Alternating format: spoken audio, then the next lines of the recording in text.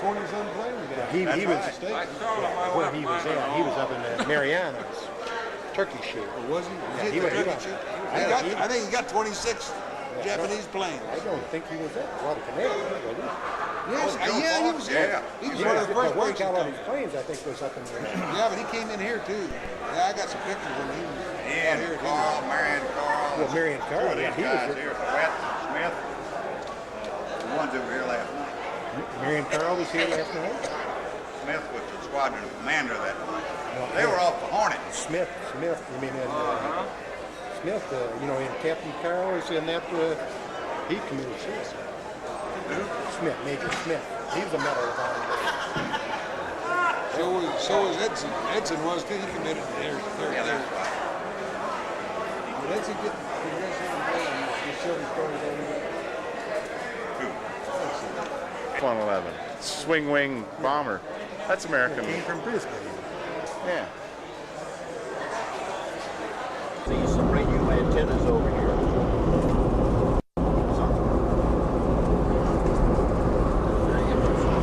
Vandergrift's headquarters was here somewhere. There's tunnels out there. This is the start of the western end of Henderson Field, right in front of it. There were 330 caliber shells on the floor. Oh, geez. And then somebody must have been out and got somewhere and put underneath the front seat and they rolled back there. Over on the right-hand side, you can see Mount Austin. Relatively small hill, 1,500 feet in elevation. Has a grassy top there. Right there. Almost, yeah, directly behind you.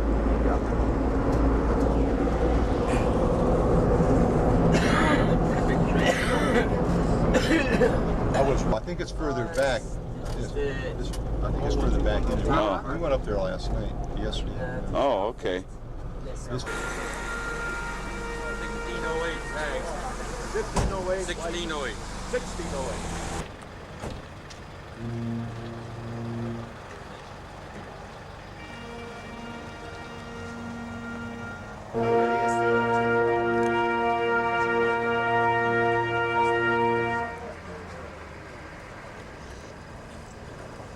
you gotta stand up there and then you don't need Yeah, they re-radioed it on frequency, yeah.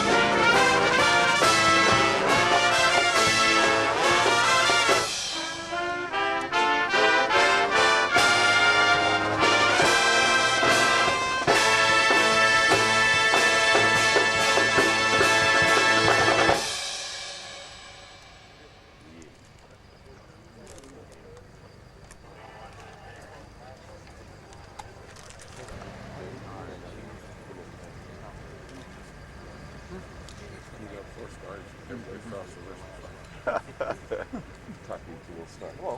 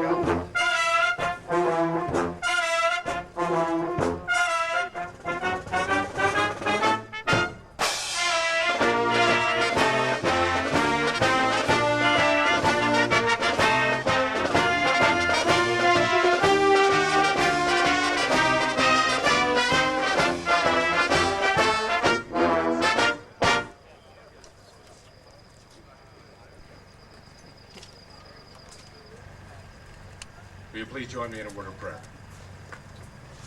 Our gracious and loving Heavenly Father, we ask your blessings as we dedicate this memorial in remembrance of those that gave their lives in this very place. Sometimes the cost of freedom is very high, and people have given their all willingly that we might stand in this place again 50 years later as free people. I thank you that today men and women are equally as willing to give their lives for the cause of freedom. We ask that they might be protected, that we might remember this day what that cost was, what these people gave. And we're thankful to you for the freedom that we have.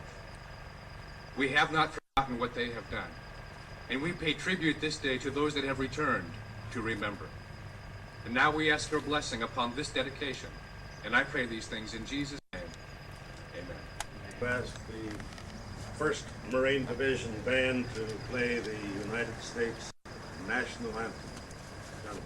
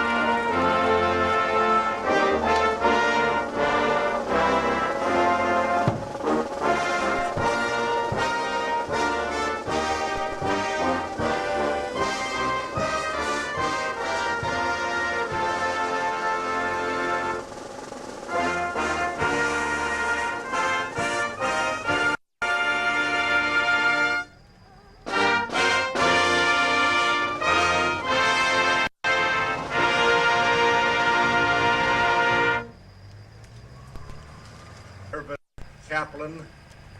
I served in the 2nd Marine Raider Battalion from its inception to the end of the Raiders in the World War II. I was an enlisted Marine, and I was in communication and radio. Since then, I have served my country as a physician in the United States Veterans Administration.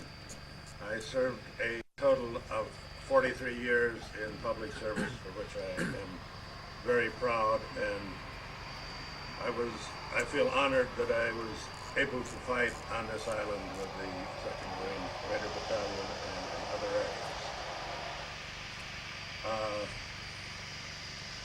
Having introduced myself and having thanked the important individuals that have come here, what I would like to do is to start immediately in order to keep you people from getting very tired standing out there. I'm going to be calling a number of people up here to talk. I spent many years as a professor of medicine, and one of the tricks that we used in dealing with very difficult medical problems with students was to invite some expert from out of town, get him up on the podium, and then ask him a provocative question. This kept everyone awake, you see. And we're going to do this, but in a kindly manner, to all the general officers that we're going to have talking up here. And the first person is the representative of the President of the United States, George Bush. And I want to introduce to you General Raymond Davis, a U.S. Marine Corps retired awardee of the Medal of Honor and formerly an assistant commandant of the United States Marine Corps. General Davis was here on the island as an artillery officer during the very early days at the time of the Battle of Bloody Ridge. And I'm going to ask him the question of how he felt about having the eastern flank of the periphery protected by Edson and his crew while he was back in the middle where the anti-aircraft guns were. And if, General, you would be kind enough to tell us your feelings at the time and what confidence you had when General Kawaguchi commanded a regiment in order to break through the perimeter. General Raymond Davis.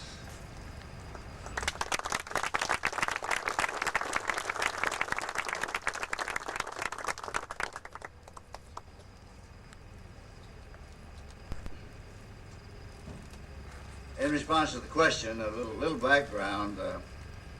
I arrived on D-Day with the mission of providing anti-aircraft defense for the airstrip with some 40 millimeters, twin 20 millimeters, 50 caliber machine guns as the division anti-aircraft officer. My secondary duty was at a fire brigade. Had about 50, 60 Marines organized, and they dumped the 500-pound bombs throughout the high kunai grass.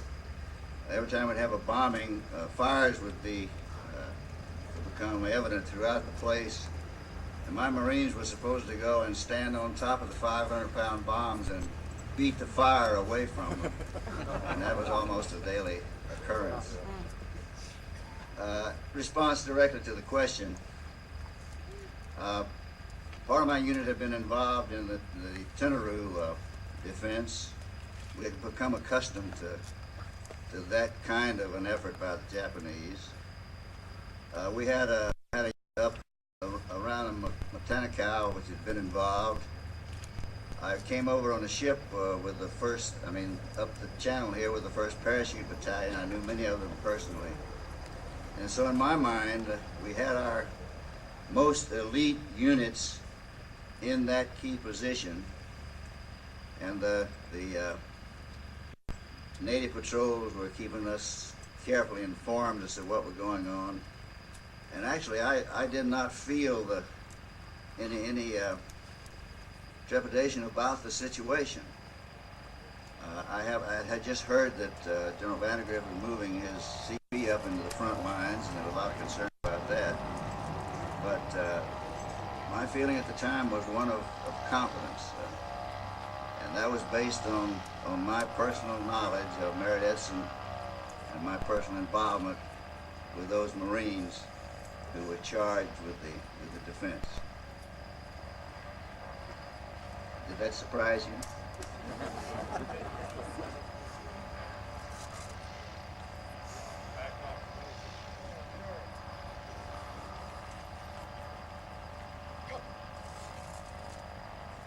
We gather here today to pay tribute to some of the most gallant men in the U.S. military history. The combined 1st Marine Raider Battalion and the 1st Parachute Battalion. And those others who were involved, who were attached to defend Edson's Bloody Ridge behind us here. Thousands of acts of bravery and heroism were performed by Americans and our allies in the course of the Guadalcanal campaign, yet none surpassed the courage, tenacity of the men who fought on Edson's Ridge to prevent the enemy from overrunning our airfield. Led by Colonel Merritt Edson, who subsequently was awarded the Medal of Honor, the men of this battalion went toe-to-toe against the best the Japanese could offer and triumphed in every engagement they had with them. 840 men in this Raider paratroop group provided an inspiration to their fellow Marines here on the island and for Americans everywhere, both on the Bloody Ridge and in subsequent actions here on the canal. These victories did not come cheap. This unit lost 35% of their warriors, lost hundreds of men to malaria, dengue fever. It's not widely known, but on D-Day, the Japanese torpedo bombers sunk our medical supply ship, leaving us unprotected as far as malaria and other disease was concerned. The blood spilled by these brave men who fought on Edson's Bloody Ridge had nourished the fruits of freedom, democracy in the Solomon Islands and elsewhere in the world. The sacrifices made by the men of this Raider Parachute Battalion and other military units, plus our allied forces, turned back the march of militarism, dictatorship in the Pacific arena. Today, the world faces an unparalleled opportunity to further promote democracy and freedom with justice. What the men fought so hard for here to win, we must ensure its furtherance in terms of freedom, peace, democracy, which are fragile, vital in their qualities of life for men and women, and demand our careful stewardship. While the forces of militarism have been defeated, we must continue our efforts to counter threats to those values which are mounted by injustice, by poverty, illiteracy, disease, environmental degradation. We must strive to establish friendship and cooperation among all nations and find means to resolve the conflicts short of war. The men of this Raider Parachute Battalion left us an obligation to build on the foundation which they left, a foundation of valor and commitment to freedom, to democracy. They laid the foundation here for us 50 years ago at a very great cost, and may this humble monument serve as a physical reminder of our debt to those brave men who fought on Edson's Bloody Ridge. Thank you.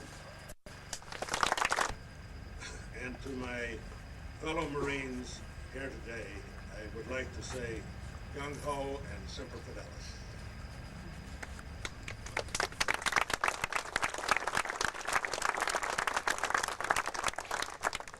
I would now like to call up the next speaker. The next speaker is probably the most charismatic individual in the entire Solomon Islands, and perhaps, and I'm sure elsewhere. And I'm very pleased to have met him waving a flashlight on a beach at Aola Bay 50 years ago, and he hasn't hidden his light under a bushel since then. And that was my first meeting with Major Martin Clemens, commander of the British Empire and holder of the Military Cross, post watcher, district officer at Guadalcanal, and a very fine gentleman indeed. Major Martin Clemens, would you please come to the podium?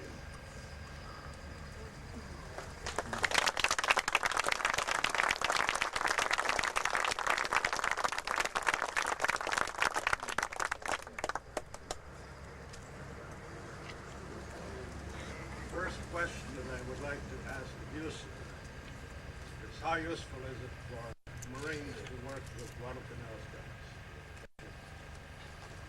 The Marines were a marvelous lot of fighting men, but they didn't have very much local knowledge. And that was one thing which we could supply. And we had scouts from every part of Guadalcanal who knew all the tracks, where they led to, and also we used to be quite good at following Japanese forces when they were on the move. And we just worked with the Marines. I just attached them to them, and we all got on fine.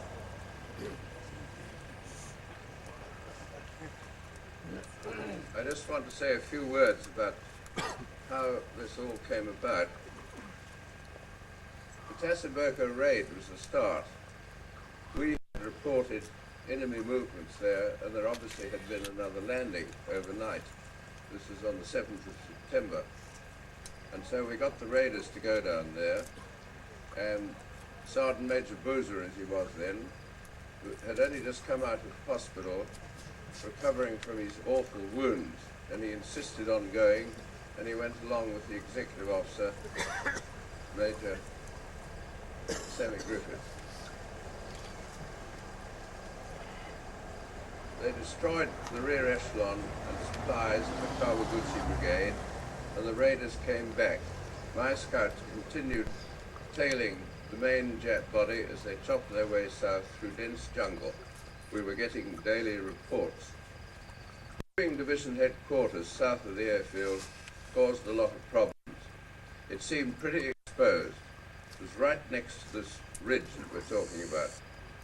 Edson, the raider CO, came in and suggested that his battalion would be more useful up on the ridge, and they would not get bombed so often. I was at the O group with Colonels Thomas and Twining. Edson was cool, calm, and collected, and he pooh-poohed my report of 5,000 enemy heading in the direction of the ridge. He thought he was heading for a rest cure, and that he'd brush off 2,000 he thought they were there. There seemed to be at least 3 units, we thought. They'll come here, said Edson, tracing round the ridge with his finger. "You'd better get out there, Merritt," said Colonel Thomas. So in the second week of September, the first raiders and parachute boys, plus the meagre ranks that they had, folded their tents, reluctantly swallowed their atadrin, gulped down their breakfast with spam and pancakes, and wended their way up to the ridge. Smilingly, Edson said to his officers, "It'll be a rest cure after the bombing and shelling in the coconut grove. Some rest cure."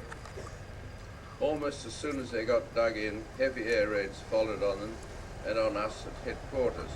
Before nightfall, we were all battened down at headquarters about 200 yards away. We were so short of men that I and a dozen of my scouts were given the honor of defending a small re-entrant line to hold. We shot one sniper that night. They came at night as we had expected. They came in force, and they came on 2 successive nights. The 11th Marines packed howitzers in a small valley just behind our position, kept us awake all night, and they banged away just over our heads, a few shells smashing the tops of the taller trees. The enemy were determined and courageous, but they could not prevail. We had to commit every last reserve. Edson fought a masterly battle, and the Marines who held the ridge right through 2 chaotic nights prevailed, and Henderson Field was saved.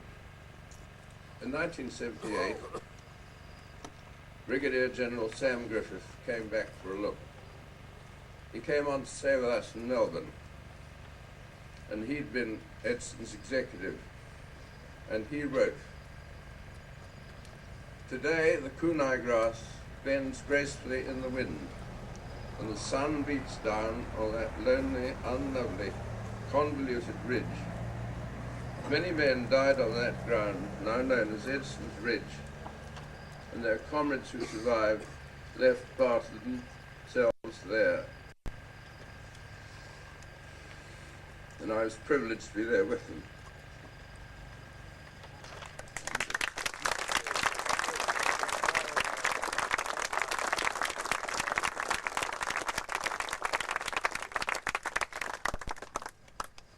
Our next speaker is the Assistant Commandant of the United States Marine Corps, General John R. Daly. And the question that I'd like to ask of you, General, is what is the view that the Marines of 1992 think of the Raiders as opposed to the view that they took of the Raiders in 1940?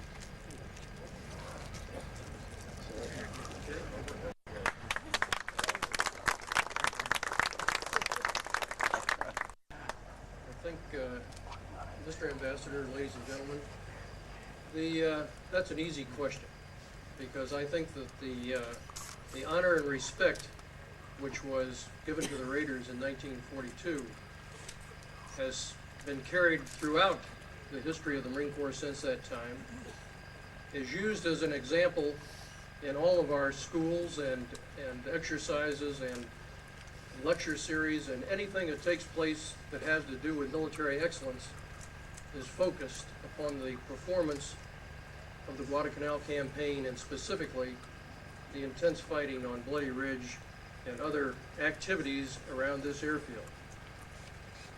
And the reason for that is because Guadalcanal is clearly one of the most critical battles that Marines have ever fought in our entire history. Henderson Field is one of the most famous names in the history of warfare.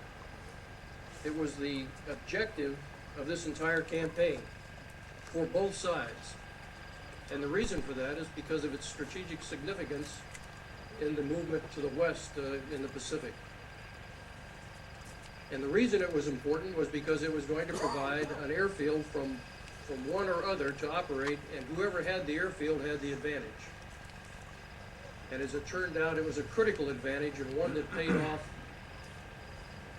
over and over again as we moved westward.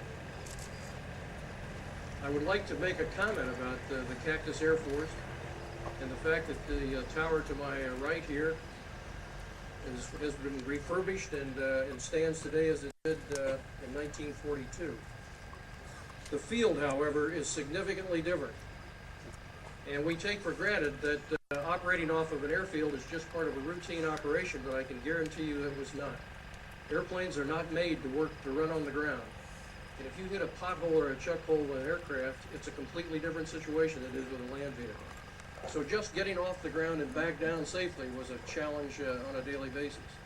But the important thing is, and what we saw that took place here, was the extraordinary performance of the aviators, led by individuals such as Bob Gaylor, Jim Sweat, Jeff DeBlanc, and Ken Walsh, all aces, all Medal of Honor recipients.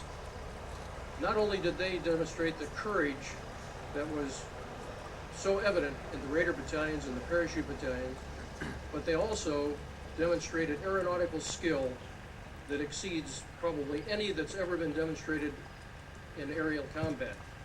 It certainly rates with the Battle of Britain and any of the famous air battles throughout history.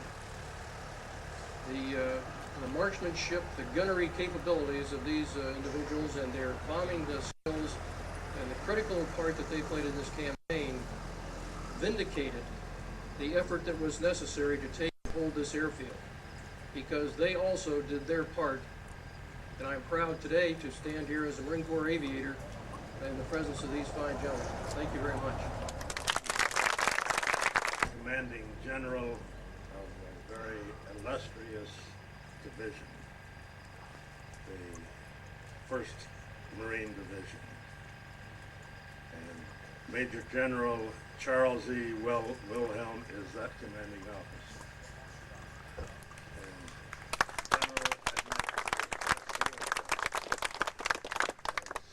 as a commander of the 1st Marine Division, we have a counterpart whose name is Alexander Archer Vandegrift. And having been in his position, how would you like to have at your disposal? Well, Irv, that's a fair question. At the front piece of this, you said that you wanted experts from out of town. Well, I'm from out of town, so I'm the proverbial half a loaf, which is hopefully better than none. Okay, in General Vandegrift's shoes, how would I have liked to have had 2 Raider battalions at my disposal? I think I can give you a fairly contemporary answer to that question. I would like it very much, and I hope that I and some of the other active duty general officers that are present today have been somewhat instrumental in retaining organizations in the Marine Corps, which, though called by other names, reconnaissance battalions, force reconnaissance companies, now reconnaissance battalions, light armored, preserve all the capabilities, all of the elan, and all of the esprit which characterized your 2 fine organizations. I would have loved to have had them then. I'm glad to tell you we still got them now.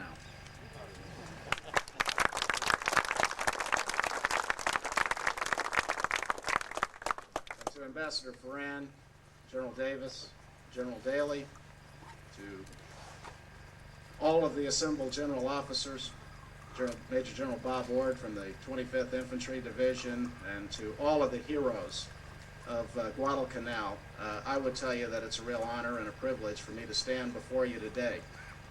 This last week, I think, has been a very meaningful one for all of the Marines, soldiers, and sailors serving with Task Force Guadalcanal, and I would add my name to the list. We have really had a very, very memorable exposure to what I would call living history.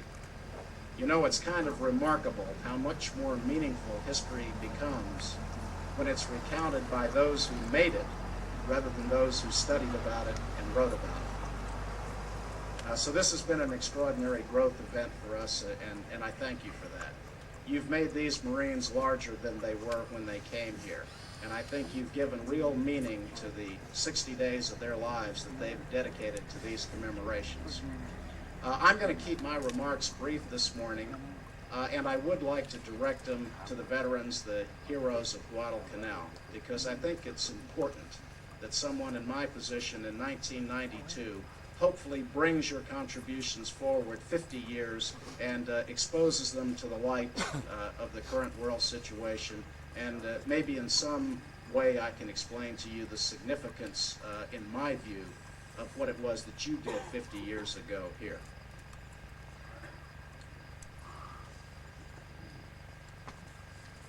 As a division commander, there are things that I can do and there are things that I cannot do. I can buy bullets for my Marines' weapons. I can requisition packs for them to carry on their backs. I cannot call the division supply officer in and tell him to buy me 100 pounds of tradition. I cannot tell him to requisition me 20,000 cartons of esprit de corps. Those very precious commodities, which you can't price out in dollars and cents, you provided 50 years ago. You established the traditions, you established the pride, you established the standards, you established the premium on valor and sacrifice, which not only led to victory here on Guadalcanal 50 years ago, but have led to other victories in other battles, in other wars, at other times, and in other places. And I think it's very important that you never ever forget that. Your country owes you a debt of gratitude, which is an enduring debt, a little bit like our national debt. We'll never probably pay it off.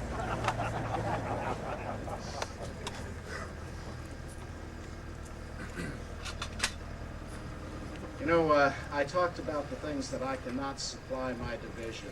So where did they really come from? They came from places like Tagali, Batu, Henderson Field, Bloody Ridge, which we're commemorating today, Mount Austin.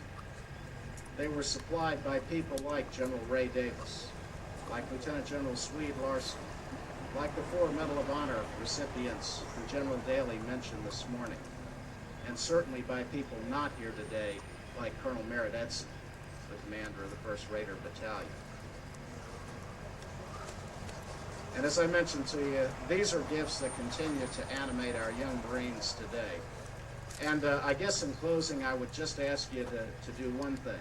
Take a good close look at these young Marines, these young sailors, and these young soldiers that surround you. I hope that you're as proud of them as I am. You ought to be, because they're cast out of the mold that you created.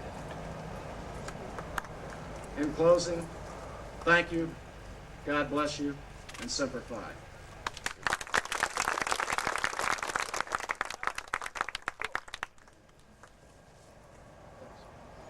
We're going to have just a small deviation in the program this morning. Prior to the commencement of our observances, David Buza approached me, and David indicated that he would very much like to take a couple of moments this morning to express his appreciation and that of his family for the very stirring ceremony that occurred yesterday when we dedicated the statue of his dad.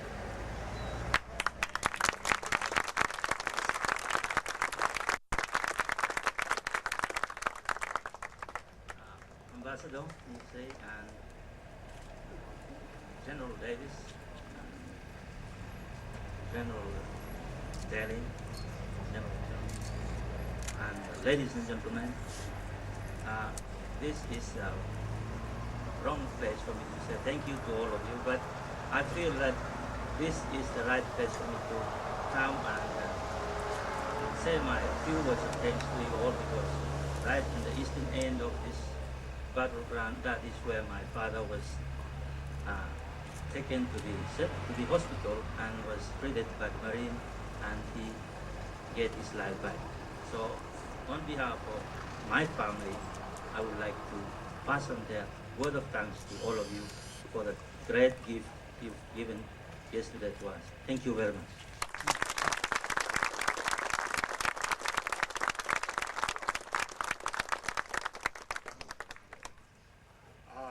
I would like to honor David Buza, who David's father, Jacob Buza, and my respect for both of them is correct.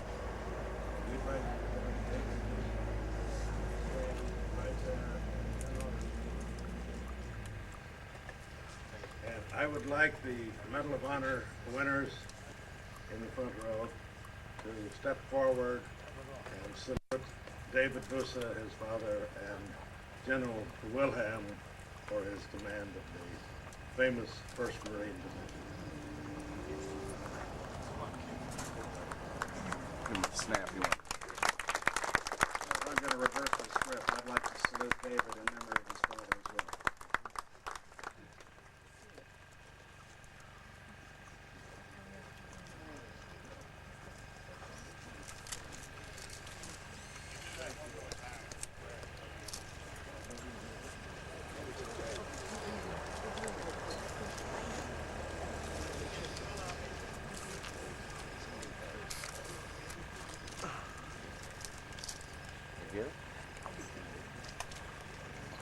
Jam up here in front of me. Yeah. Okay.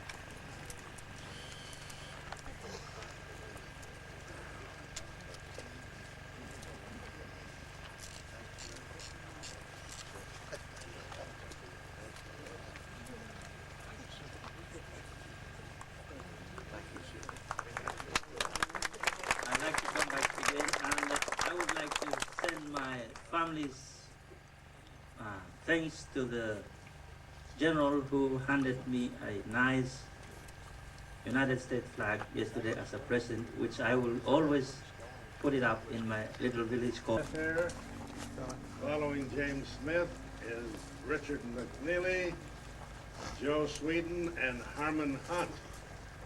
And through some deviation of the program, and there are always deviations of the program, we have no cover on the obelisk for the people who are going to take the cover off, so we improvise.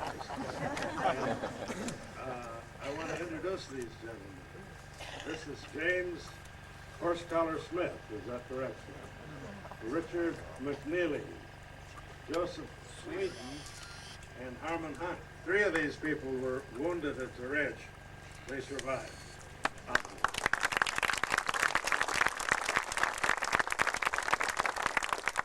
What we're going to do to improvise is that there is an Edson's flag. And we're going to put the Edson's flag on the obelisk, and these gentlemen are going to do it. And then when the unveiling occurs, the unveiling party will take the flag off and return it to these gentlemen. If you don't have enough potatoes, you mash them.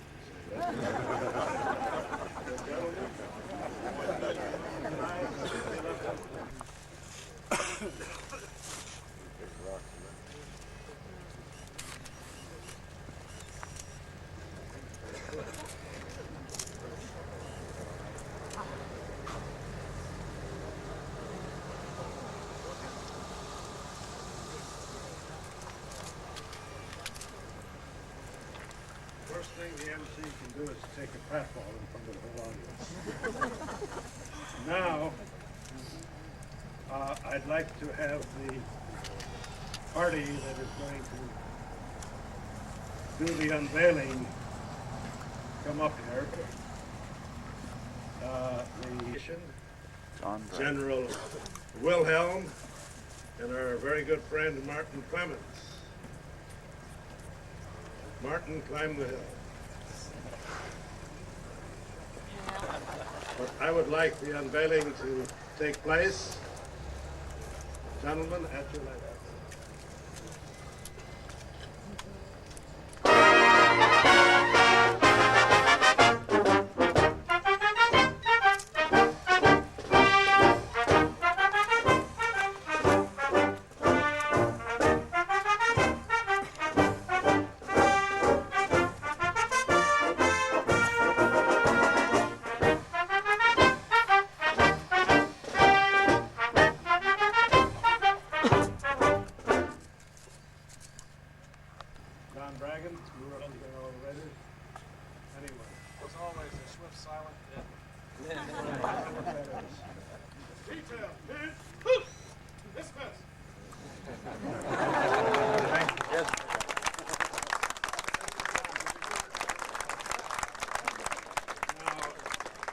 I'd like to ask if General Flo, the United States Army, is here. If General Flo is here, would he please step forward?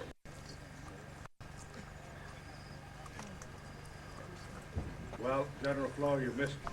Come on. You have a letter here from a very important gentleman. That is James A. Michener, who was naval historian in this area 50 years ago. And Bob, would you please? Thank you very much, Herb. James A. Michener is the gentleman who was a naval officer who wrote Tales of the South Pacific. He too tried to make the South Pacific well known throughout the world. I received a letter from James A. Michener. He asked me to read it, if possible. So the words are going to be those of James Michener. It'll be the voice of Bob Merton.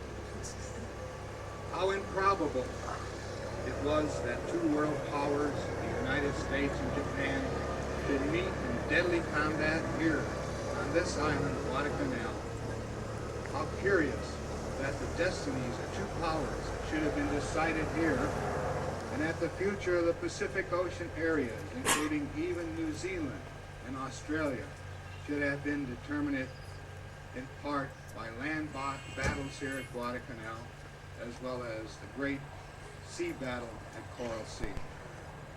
This is land that should be revered, and I was pleased during my last visit to Guadalcanal to find for the first time American and Japanese veterans of the furious battles of 1942 and 43 could return to Guadalcanal as friends, could visit the battlefields together, and could pay homage and respect to their fallen comrades, as we are doing today. Thank you.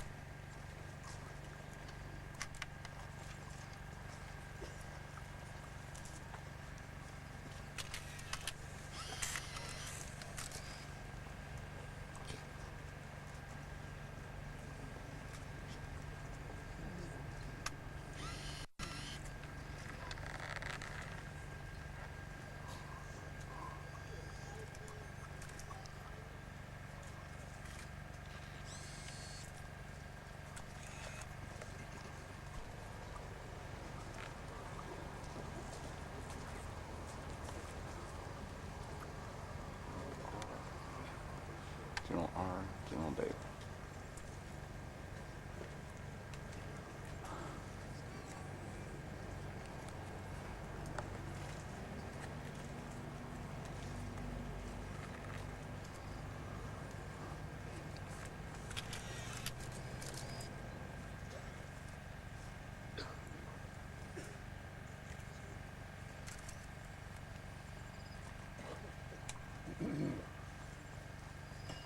Gentlemen, thank you very much. I would now